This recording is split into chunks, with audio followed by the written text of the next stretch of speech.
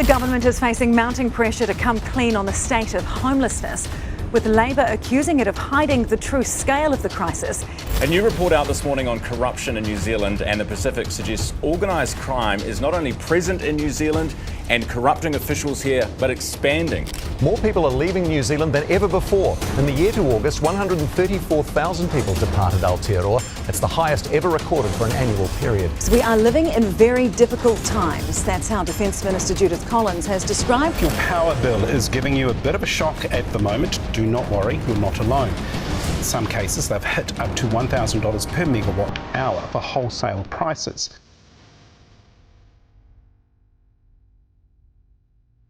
New Zealand, the remote, peaceful dream at the edge of the world. Celebrities escape here, billionaires build bunkers here, tourists rave about the views, the air, and the lifestyle. It's no surprise people around the world dream of moving there.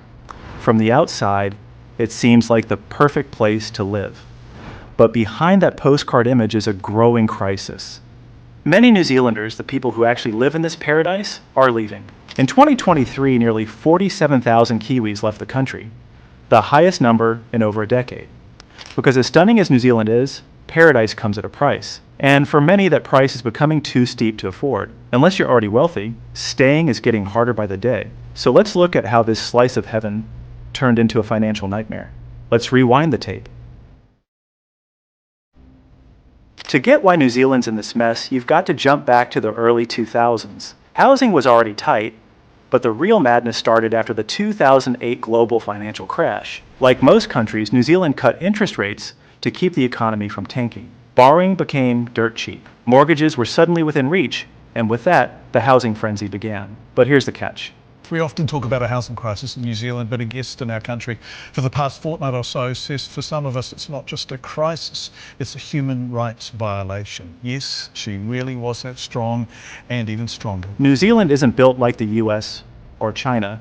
It's got limited land, a population crammed into a few major cities, and tight zoning laws. Cities like Auckland can't just sprawl endlessly.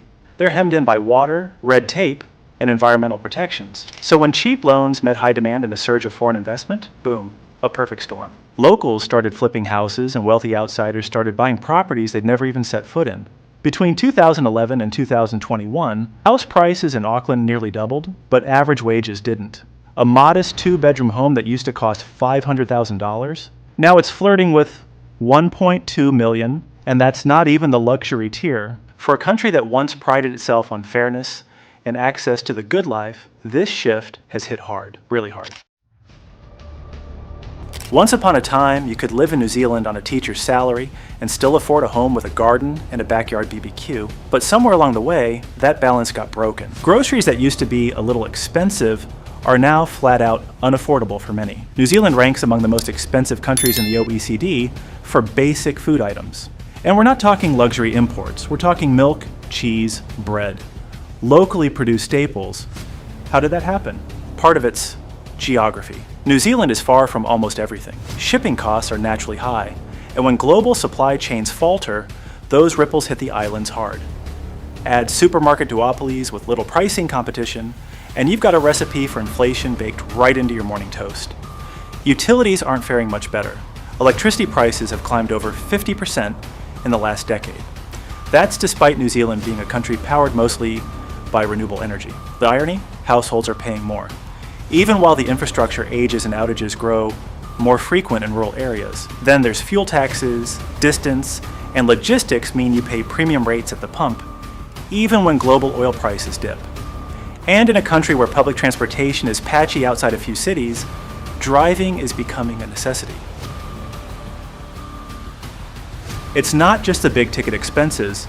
Childcare costs are sky high. Healthcare, while still more accessible than in the US, is under increasing strain. Wait times in public hospitals can stretch for months. In rural areas, families sometimes drive hours just to see a specialist. And if you're a young couple trying to start a family, you might just end up living with your parents well into your 30s. Not because of lifestyle, but because saving for a deposit is a near impossible task. In 2002, it took around 5 years to save for a 20% down payment. In 2024, that number has ballooned to over 15 years in places like Auckland and Wellington. That's if prices don't keep rising. Wages, meanwhile, haven't kept pace. Even in professional roles like engineering, teaching, nursing, the income to housing ratio is completely out of sync. Someone earning the national median income of around 63,000 New Zealand dollars would need to spend nearly 50% of their take-home pay just to rent a modest 2-bedroom apartment in Auckland. Buying, not even on the table. As pressure mounts, the people holding society together are walking out. Literally, healthcare workers are leaving in record numbers. In 2023, New Zealand saw one of the highest nurse emigration rates in its history.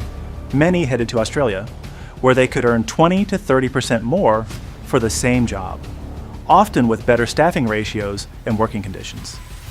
Teachers are crossing the ditch too. Why work 60-hour weeks in a packed classroom for lower pay when you can teach the same curriculum across the Tasman and afford a better life? And it's not just about money. Many report burnout, a feeling that they're constantly plugging gaps in a system that's stretched too thin, whether it's in health, education, or policing. So when the chance comes to leave, they take it. In the past, leaving New Zealand meant missing home, the landscape, the people, the community. Now it means survival, a shot at home ownership, a future for their kids. While everyday Kiwis pack their bags, a different class of people is arriving and staying. Wealthy immigrants, digital nomads, crypto millionaires, climate preppers. Well, last year we had 69,000 net arrivals. That means people actually coming more to New Zealand than actually departing the country as well. But we know, of course, that not all of them are going to stay in the long term. Some of them, they are counted as permanent and long-term arrivals, but that only means that they're intending to stay in the country for 12 months. Not all of them, of course, stay in the longer term. They see New Zealand as the ultimate fallback plan. Remote, safe, beautiful, with political stability and strong institutions. Some come for lifestyle, others come with contingency and mine properties outfitted with bunkers, airstrips, satellite phones. Peter Thiel famously bought citizenship and a lakeside estate. He's not alone. In 2017, the government quietly tightened the rules around foreign property ownership, but high net worth individuals found loopholes by investing in businesses, trusts, or simply using local intermediaries. This resulted in a shadow market of elite compounds and silent investments.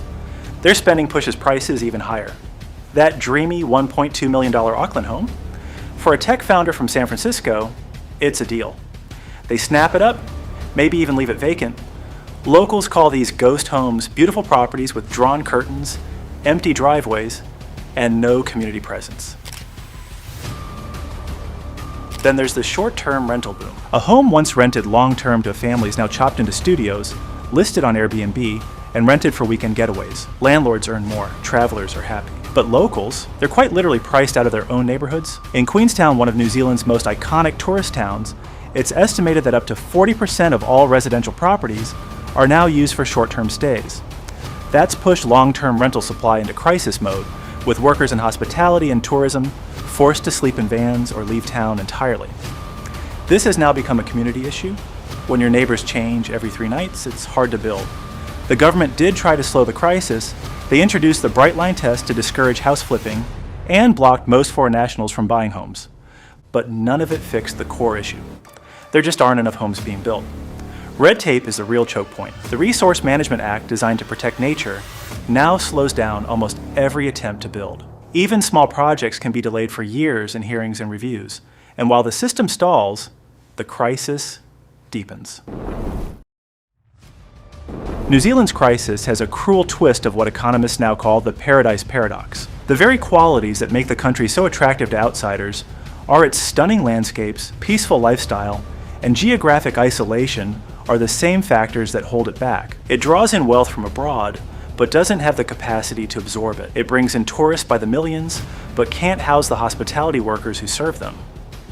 It treasures its untouched wilderness, rightly so, but that reverence has made it nearly impossible to expand housing at the scale required. In a nation where beauty and serenity are core to its identity, even small development projects can spark fierce public backlash. Nobody wants a new apartment block blocking their mountain view. Nobody wants a subdivision encroaching on green space, so development gets stalled or stopped altogether. The dream of living in paradise still exists, but for more and more New Zealanders, it's just that, a dream.